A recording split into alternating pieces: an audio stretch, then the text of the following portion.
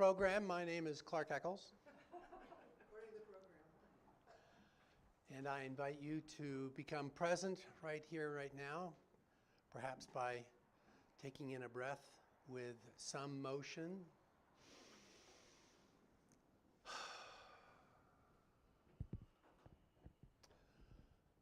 I'm a retired General Church minister, but became a counselor, a mental health counselor in the last 15 years of my career.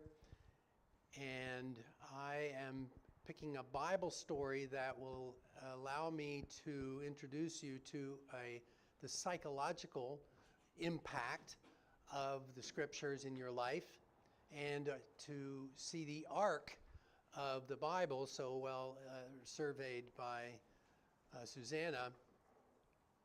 I really want to talk about Jesus, but I'm not going to be talking about Jesus at all during this first 30 minutes. Perhaps at the end we'll have time to get to there. So what I want to do, I was introduced as a mental health counselor, I was introduced to what is called attachment theory. I'm going to talk about that in a moment.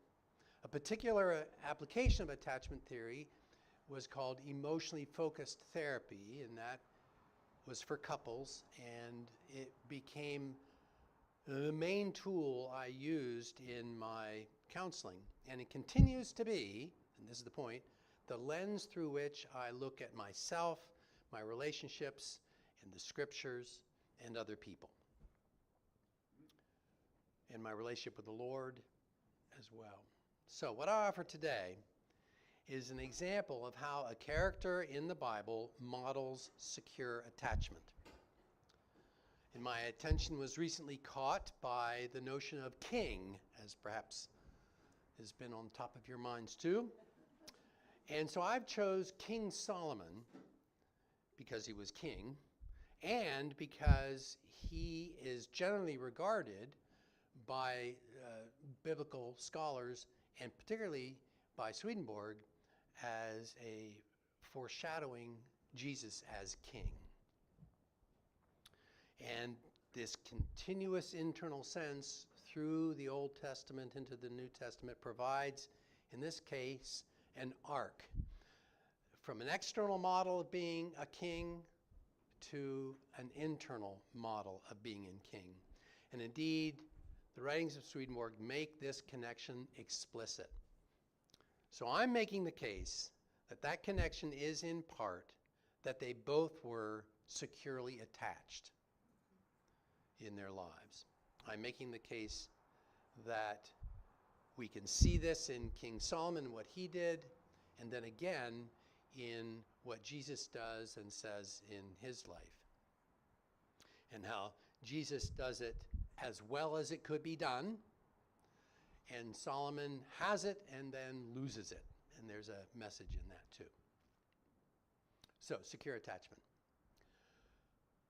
Do you remember a time when you had complete confidence in your opinion? You were sure about it, right? Okay. Now, do you remember a time when you were assured in yourself that your opinion was correct and you were able to hear some other person's point of view without becoming disconnected or defensive or needing to dismiss them, right? Have you ever had that experience too?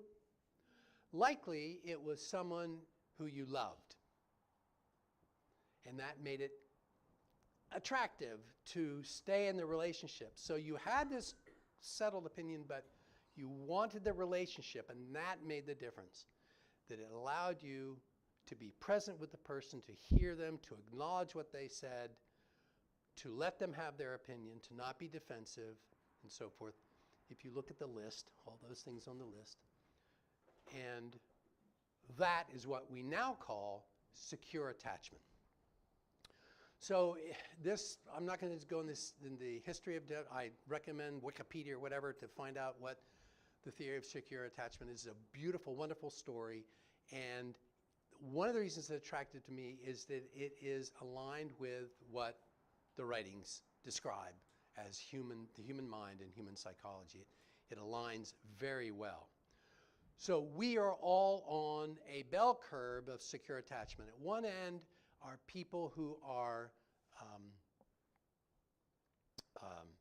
disconnected. They are insecure, and so they avoid relationships. They don't want to get into it, and that feels good for them. At the other end of the bell curve are people who are anxious about attachment and so grasp for it and seek it. And we all know people who are all over the bell curve. So many of us are somewhere in the middle of that bell curve that we are most of the time able to connect to other people. And we are able to connect to other people because while we are willing to let go of whatever is going on for us, we have a sense of value in ourselves. We have a sense of worth. And in our tradition, it comes from our relationship with the Lord, that's the ultimate source of our worth. So, Solomon. Well, first of all, I want to say that at the end of this, I'm going to invite you in the discussion time to share what characteristic about Solomon that I've mentioned or is on the list that you resonate with. Think about what one hits you particularly. So the king in the Bible is a wonderful example to use for modeling secure attachment, because we are told that every human being has a ruling love. That's what a king does. King rules. And we're going to go through some of the features of what King Solomon did and see if that can help you discover how your ruling love works in your life on the psychological level. We have a conflicted relationship with our ruling love, and it's not the same as, but I invite you to include in that your ego.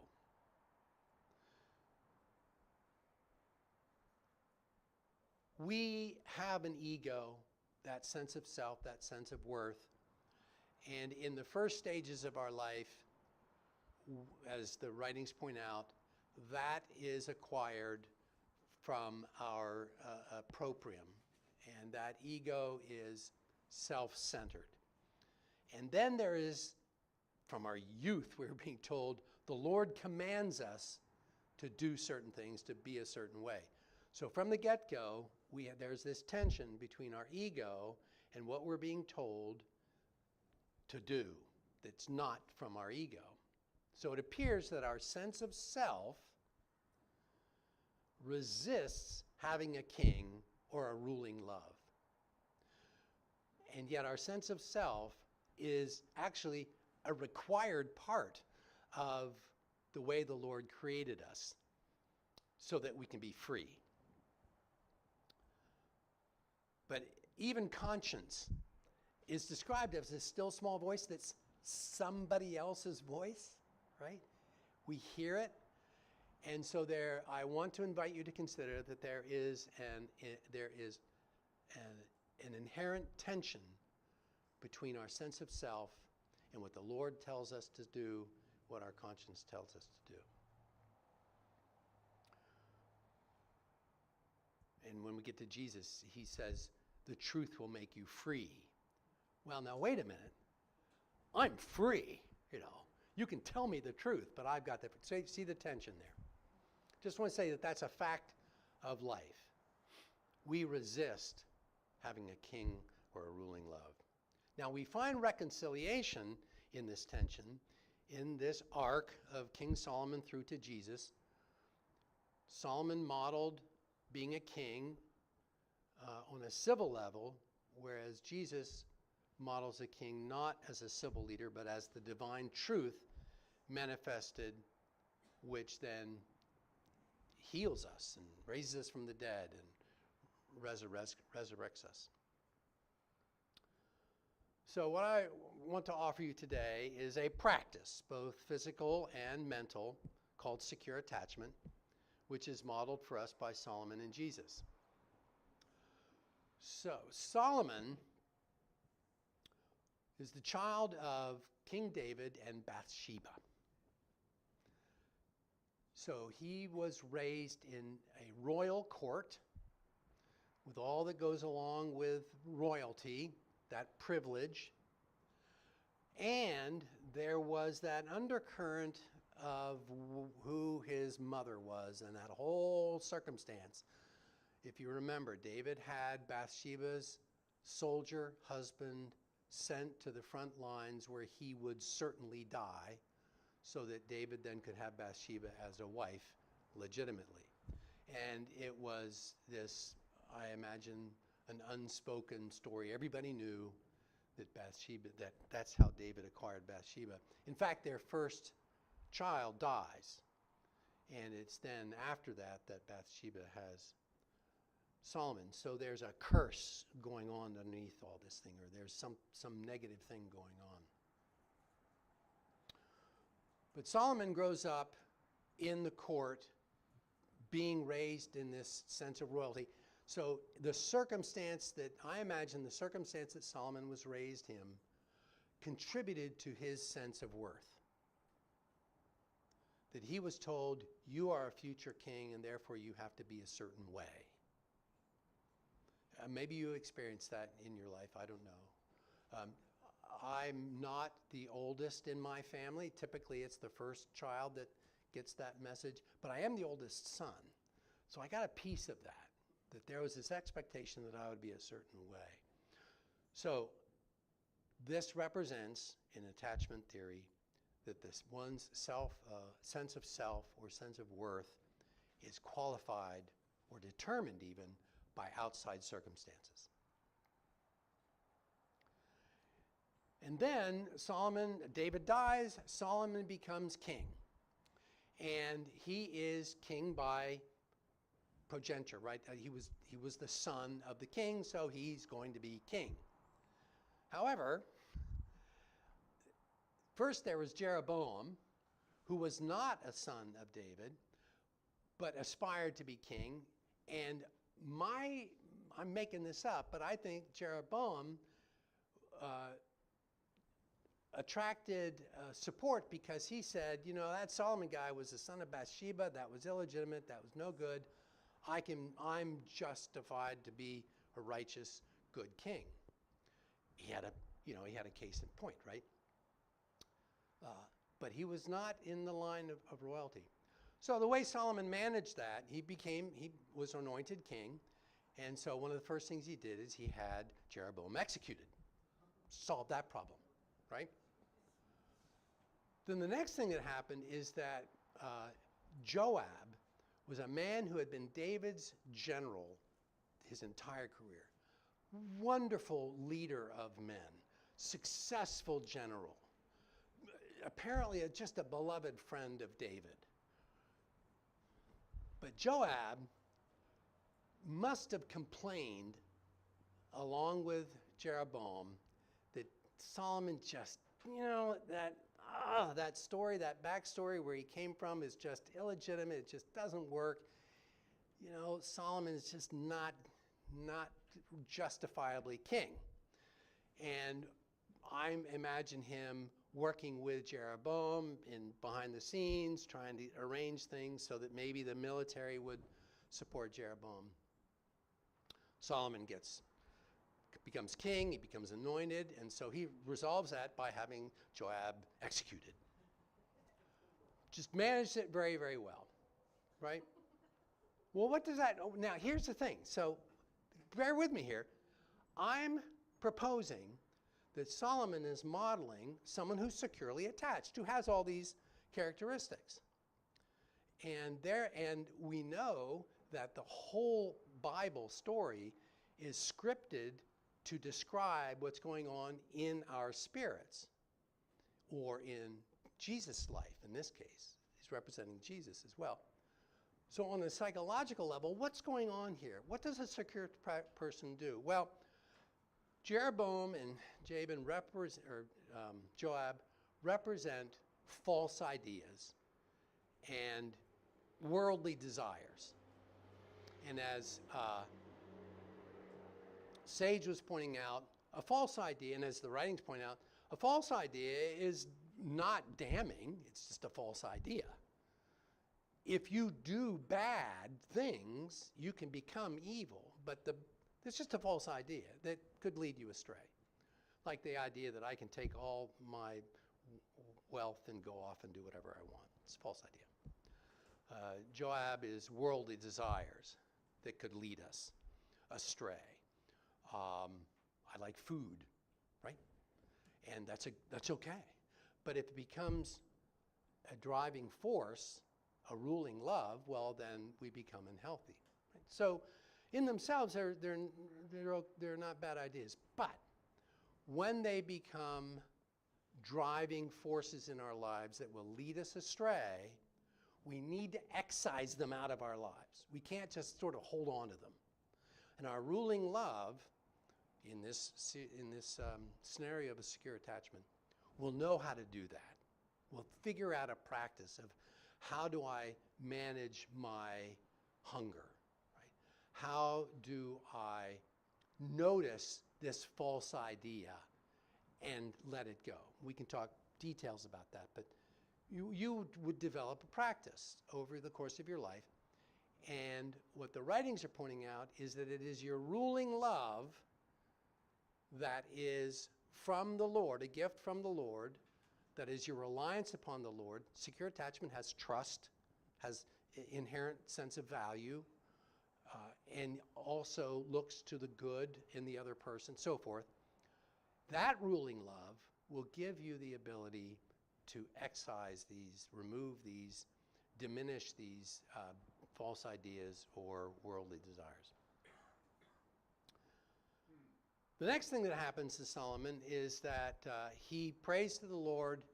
The Lord says, you're a good guy. Jehovah says, you're a good guy. You can have whatever you want. Solomon very nobly says, well, I want an understanding heart. And the story in the literal sense is very explicit. He could have asked for wealth. He could have asked for long life. He could have asked for the death of all his enemies, and he doesn't. He asks for an understanding heart. Very noble thing.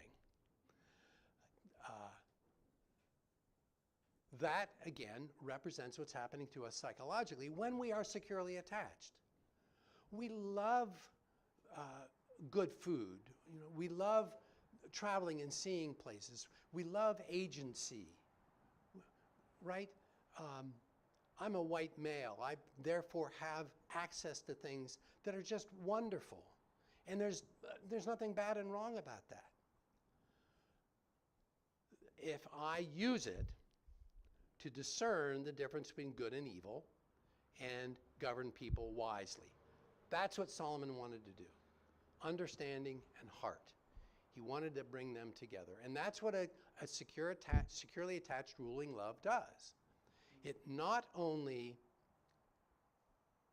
has an ego, has a sense of self and a sense of value, but it's used to pay attention to the underlying meaning or the underlying love that is in the circumstance of their life or in themselves. And a true judgment is possible. An authentic, vulnerable judgment is possible that penetrates beyond the appearances of the heart of the matter. And the prime example given in the scriptures of this is when two women come to court with one baby, and the one woman is saying, this is my baby, and the other woman is saying, no, it's my baby. So, step back for a minute. Two women are there in the tent having given birth at the same time, and one of the babies dies. I cannot imagine the anguish of that woman whose baby died. Those of you who've had that happen, it's unfathomable. I've experienced death of a loved one, and I can't, it's hard for me to not have total acceptance of what that woman was going through, and whatever she decides to do, I'm going to understand and get. So in the darkness of the night, she switches the babies. And she's glad now that she has a living baby. And her joy at having a living baby is so powerful that it overwhelms any sense of whatever it would be about having given the other woman a dead child, right?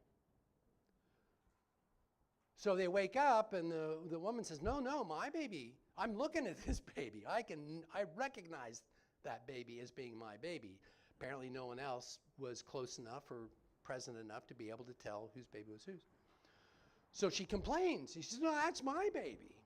And the woman is so, it's amazing. She's so distraught, but so invested in this plan to have a living baby that she successfully argues with those around that no, it's her baby, and convinces them that it's her.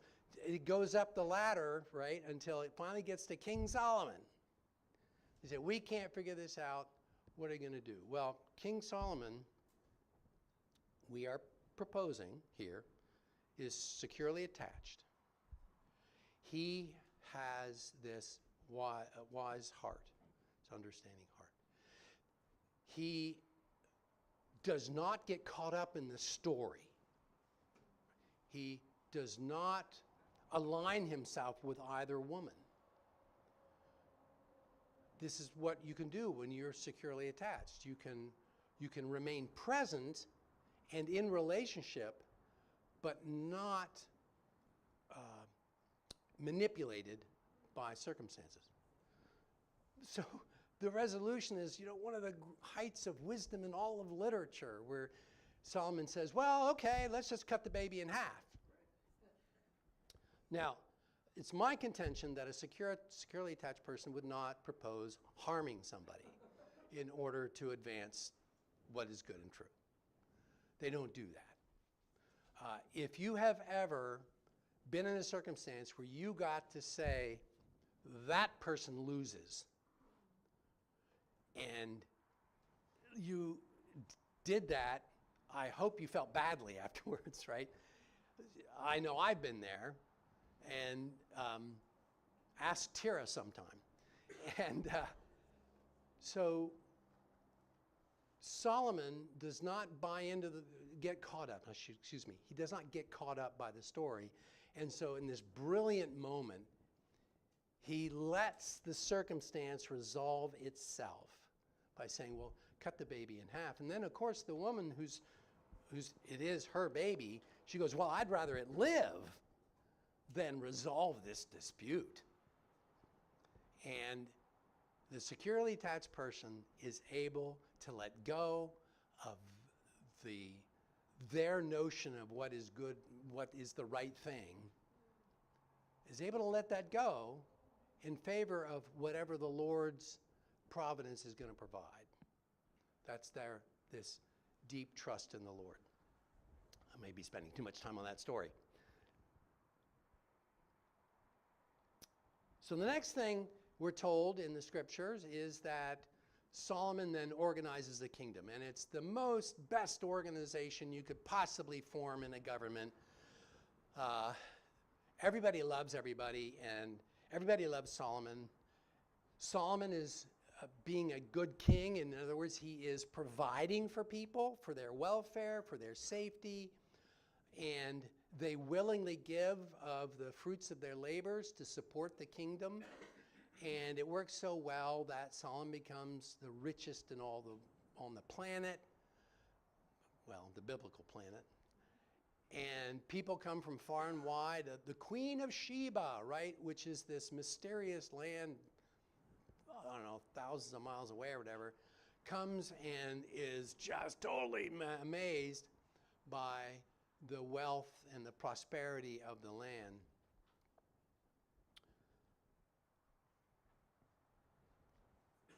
I would suggest that when I'm securely attached, my ruling love is actually going to seek other people's well-being.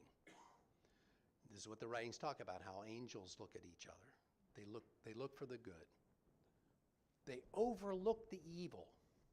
Go figure, right? But I'm suggesting that if you have these characteristics of secure attachment, you're able to do that. And the other piece of this organizing, the king who organizes this really well, is a clarity about self-care. It's an ongoing consideration that I have my ego needs. I even have my lower natural mind needs. And I have clarity about those needs in relationship to the needs of other people. And it's such a wonderful thing. You know, what used to be translated natural man. I don't know what we want to call it. Natural level in us, natural degree, has its own food. And that food is affirmation, right? And acknowledgement. That feeds me. A quick story. I was in a college theater production, and after the weekend, I'm walking across the school campus, and one of my dearest loved teachers is going by the other way, and he goes, "Good job in that theater thing." And it hit me at that moment. I still remember. I was able to say to him, "Well, thank the Lord, because that's what made it possible." And to give you delight and pleasure through the work I did, that delight and pleasure was from the Lord, not from me, right? And I just remember having that sudden realization. And I have inconsistently remembered, but that need for affirmation is the food that our natural degree needs. It's food. You need it. So as we mature and become securely attached, we are able to have clarity about the relationship between those ego needs and other people's needs. And it's then regulated by a ruling love from within. It's very hard to try to tell people what is the good self-care and care of others, right? It's hard to make rules about that because it comes from within. And that's what secure attachment is. Oh my goodness. So Solomon built 3 houses. First the temple in Jerusalem, then the house of the trees of Lebanon, the forest of Lebanon. I guess that was his home. And then a house for his one of his wives, who was Pharaoh's daughter. And that represents how our ruling love organizes interiorly so that spiritual and natural uses are all taken care of in order. Wouldn't it be great if we had clarity about that, right? That we could do that. Well, that's what a securely attached person does. Solomon became very wealthy. The abundance of spiritual riches, wisdom, being smart, and the securely attached person is not only internally rich and wise, but it attracts the positive responses from people. It attracts supportive people. It calms the belligerent people. That's what a securely attached person is able to do. So a securely attached person is proactive and intentional and conscious in all their efforts for the well-being of all people. And the final point is Solomon had 700 wives and 300 concubines, and let go of all the notion of marriage. This was a political alliances. That's all it was. I have some confidence, being a man, that he did not have marital relations with 1,100 women. I don't think so. He had lots of kids, but I think he had his favorites, and they were close to him. And the rest of them were all political alliances because those women would come into the court, right? And because it's such a rich kingdom, they would have a good life. And the father, back in some other tribe or country, would say, I like this because that means Solomon is going to show me favor. I'm going to be in a good relationship with Solomon. because my daughter is there in the court, right? That's all. That's really all it was. Now, that works because in the internal sense, the wives are natural truths and the concubines are, Well, one way it's described is the wives are churches, types of churches, and the concubines are types of religion. What do we do with that? Well, I say that they are all natural truths. Again, this is the food that our natural part needs. The writings make a big deal saying that you can believe falsities and they will still support your good life. Like if I believe, which is my ongoing thing, that I'm right, and I am, that can be very useful, right? I can tell you how to do something. And the challenge is that even though it's functioning optimally, I can use that inside of me to elevate my ego above any ruling love from the Lord that would be in there, and that would then wreck my life.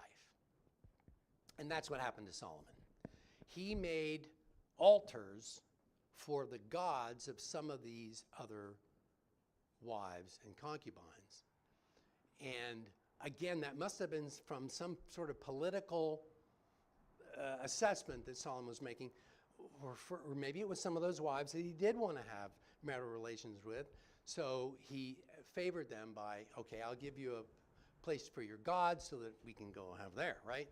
And the problem was, or the inevitable conclusion to that, is that some of those falsities, some of those worldly delights became superior to any ruling love from the Lord. And it ended up, after Solomon's death, because it didn't happen during Solomon's time. I mean, Jehovah told Solomon, yeah, I'm not going to divide the kingdom till after you're dead. It ended up confirming those false premises as if they were true, which is the ultimately terrible thing to happen. And it justified their appetites, their natural appetites, which then drew them away, not just from Jehovah, but from all that is the benefits of secure attachment. Made them defensive and merely hedonistic and materialistic and so forth.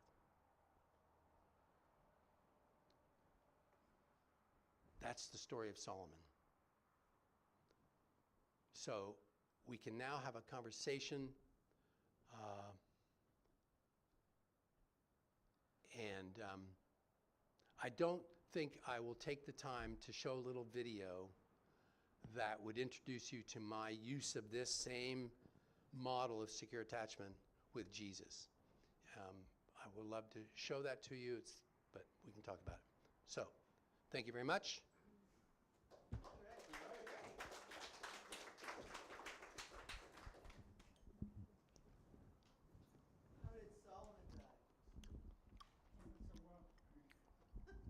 How did Solomon die?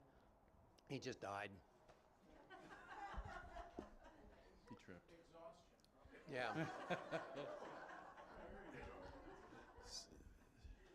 So,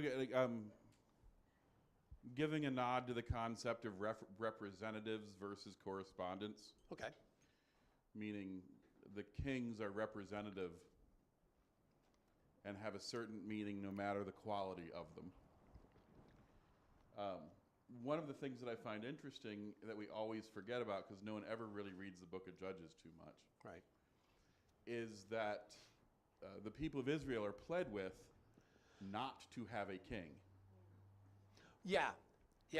Great. I would have brought that in if I had time. Yeah. Go ahead. Yeah. And so the people of Israel, bring in this king out of a perceived need to establish order Correct. and hierarchy. Right. But that ultimately that order and hierarchy becomes flawed because it's not based in the Lord. Right. And so the difference then between Solomon and Jesus is that Solomon is still rooted in a little bit of fallacy of a need to be better than the neighbor. And Jesus is willing to be the servant of the neighbor. Even before being better than the neighbor, it's, I'm going to rely on some external circumstance to provide order rather than the Lord flowing in, creating order. And so I guess my question is the struggle for the person of great wisdom, the person of great ability, is how do you make it, how do you transition between Solomon to living a life that's more connected to the Lord? Yes, that's living. That's the life. I think from Solomon on, the kings are all troubled. There's every once in a while a good guy who worships Jehovah, but it never recovers. And the prophets are the arc of the prophets is the ongoing observation that we're not getting it, we're not doing it right. Jesus does it differently by being divine within, and that's what determines his life. I thought the part about, I forgot it again, but the part where Solomon, no, I forgot it. Okay, you'll come back. One of the things that came up for me when Solomon decides to kill off the general and all of the obstacles, that's often our first response to, or reaction to something where we're challenged, and we want to kill off what challenges us. And I have a good friend who, she's a dental hygienist, and when she's worked with different communities of people, she's had trouble. And so she told me once, well, my first thought is always, well, I could kill him. And then she realized, well, that's not realistic, and that's not loving. Okay, well, maybe I could tell them how I feel. I mean, like, she works back.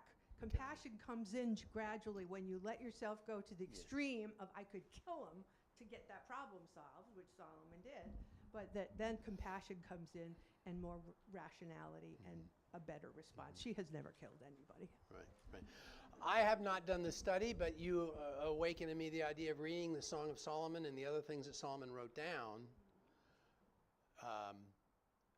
and see if we could see a transition for him, a growth for him from having to kill these guys to having great wisdom.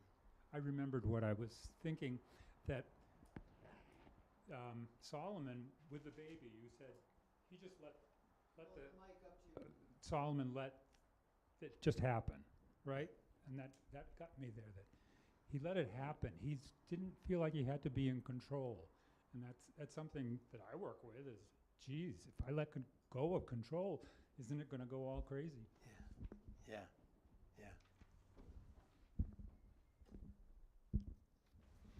That's a deep thought. Goes back to that being empty and nothing and letting the Lord be in control. How do you figure that out? Yeah. I really appreciate your description of the story of the two women and the infant, because I, like most people, was told that story and read the story in Sunday school at a very young and impressionable age. And I was raised in the American Baptist tradition, which is the, quote, more liberal of the two big Baptist denominations. And even there, the woman who stole the baby was vilified. And honestly, even though I have 3 children of my own, I had never really thought about the woman who stole the baby, whose baby it was not, in a compassionate way, because I'd never really revisited that story to preach it or in any other way except the Sunday school version. And the fact that, and I never really thought about it, how would I, as the mother of the biological mother of the child, how would I have responded? Would I have responded in a securely attached way? Because I'm not particularly securely attached now at all. And would my first thought have been let the child live? Yes, but it would have been accompanied by, my God, that's my child. So it would have been a both and. Sure. Just a lot of food for. Thank Sure. you. What a Great lecture. I want to be careful that I'm looking at the literal sense of the Holy Scriptures with this lens of secure attachment, which did not exist for Swedenborg or, right? So we're kind of making stuff up, but it's, I think, really helpful to me to be able to recognize that I want to practice compassion, and so I have to do it there too.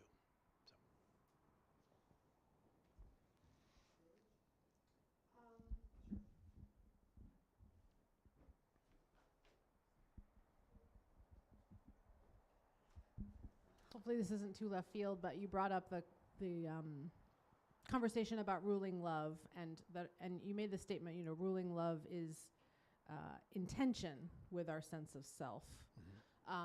And I just would bring up that I think I struggle with that a little bit, and I think I'm starting to reflect on, I think that it's partly because I'm a woman.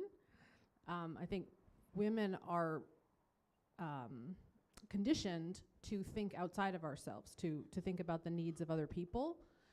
So this whole idea that sort of we're like these really selfish beings, and God is giving us this unselfish life, and we need to let go of our selfishness to embrace this unselfishness is a little bit of a challenge for women who are conditioned to be selfless. But I've been thinking about it more, and I think we're conditioned to be selfless, that we can be selfish. Like, we have to do that to have our needs met, so there is sort of a limitation to that. So anyway, I just, when we dwell in that tension about our ruling love and our selfish love, I just think it's important to remember some of us are conditioned to be selfish by taking care of everybody else. And so the thing we actually have to overcome is that compulsion to always be thinking about what do other people want us to be. And that the ruling love, and we can talk about this in the discussion group, but I do think there's something organic about the ruling love in that tension that, that isn't always as easy as like, I'm selfish and I need to then accept this, because it's, the selfishness shows up differently in different people based on their gender and how they're conditioned. Yeah. Yes, David. I'd like to comment on that. It reminded me of church I attended once when I lived in Hamburg, New York, and there was a woman that in the church that it appeared that she spent her whole life serving other people and being selfless, and then she became handicapped and old enough that she needed help, but she refused to take it. She wanted to help people. She didn't want to accept people. And I told her, remember all the pleasure you got from helping other people? Well, give that pleasure to other people. Let them serve you so they can feel the pleasure you felt. And I don't know if you took that advice, but I think that's kind of what you're talking about. Exactly. Yep. Maybe we have time to show that 7-minute video. We only have 5 minutes. 10:44. It's 10:44. 6 minutes for a 7-minute video. Go.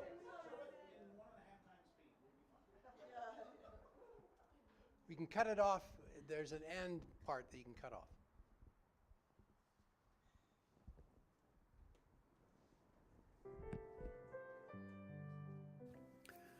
Welcome to this episode of Abide in Me, How Jesus Models Secure Attachment with God.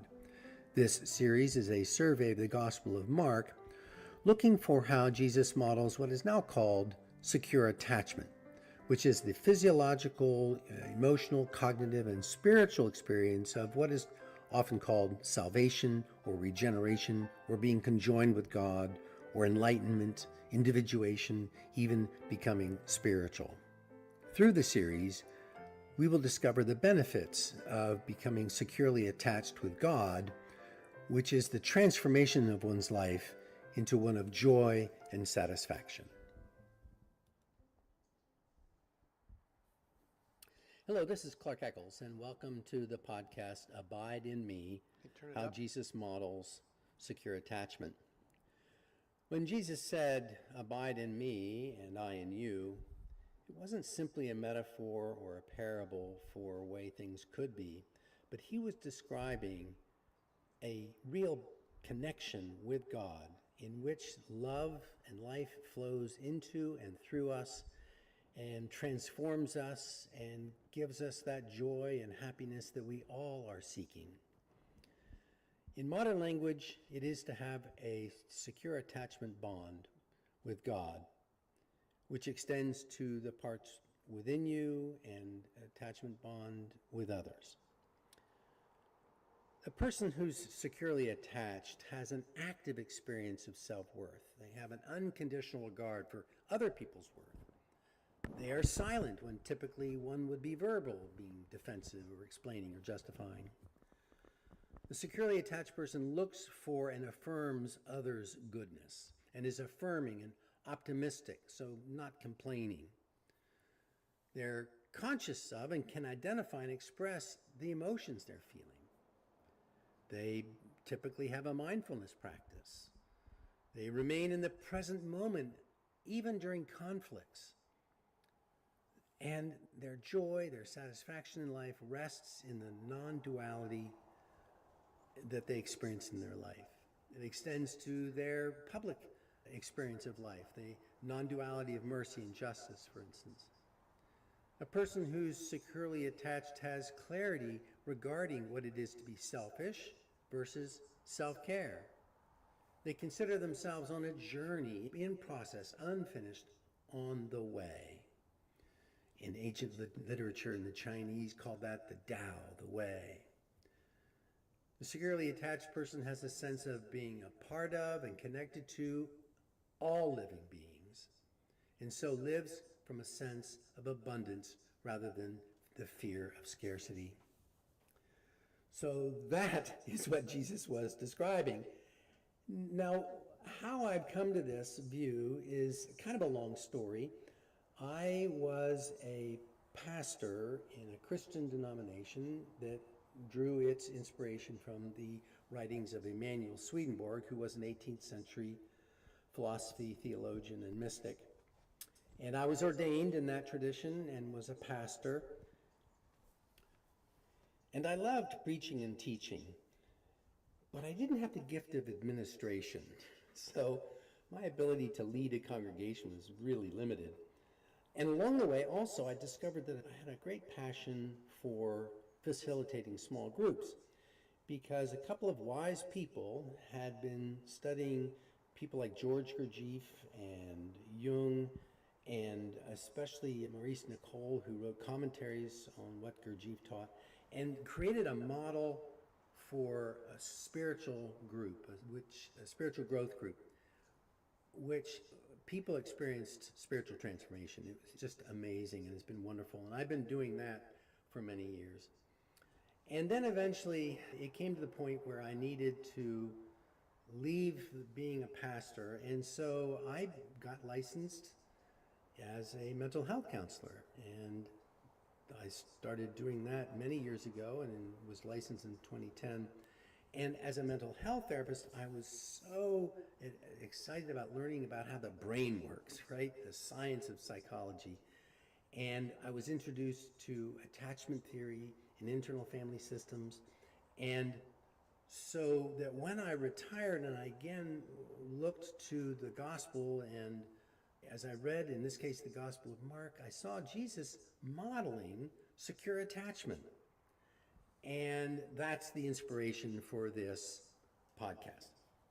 The other inspiration is that life went on during all those years. Got married, had children, and that's such an incredible blessing. And then I experienced a number of significant losses along the way.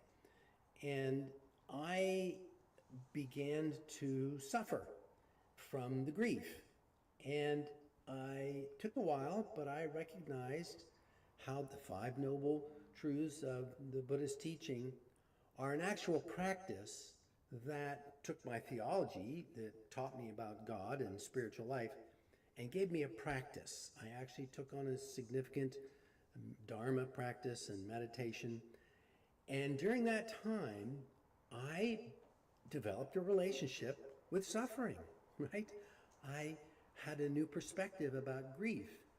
And again, that really contributed to my appreciation for what spiritual growth groups do and how these theories of attachment theory and internal family systems and others are so helpful in people's well-being.